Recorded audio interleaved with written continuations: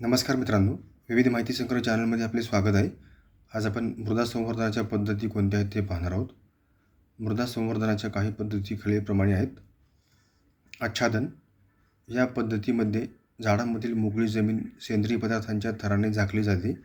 यामुळे जमिनीत ओलावा टिकून राहण्यास मदत होते. समुच्चबंध उताराच्या दिशेने माती, दगड आणि गवताचे बांध तयार केले जातात. या बांधांच्या समोर पाणी साठवण्यासाठी खंदक तयार केले जातात. दगडबंधारा पाण्याची गती कमी करण्यासाठी दगड रचून बंधारे तयार केले जातात. यामुळे मृदा ऱ्हास टळतो.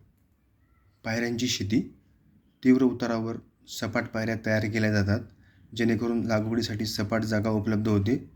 त्यामुळे पाण्याची बचत होते आणि मृदेचे क्षरण कमी होते. आंतरपीक पद्धती जमिनीत एकाड एक ओळीमध्ये वेगवेगळ्या पिकांची लागवड केली जाते.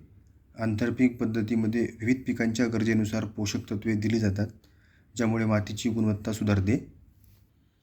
समोच्च रेषांनुसार नांगरणी डोंगराच्या उतारावरील समोच्च रेषांना समांतर नांगरणी करणे, ज्यामुळे उतारावरून वाहणाऱ्या पाण्यासाठी नैसर्गिकरित्या अडथळा निर्माण होतो.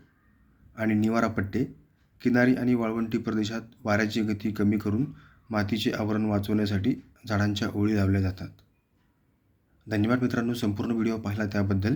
व्हिडिओ आवडला असेल तर लाईक, शेअर आणि सबस्क्राईब करा.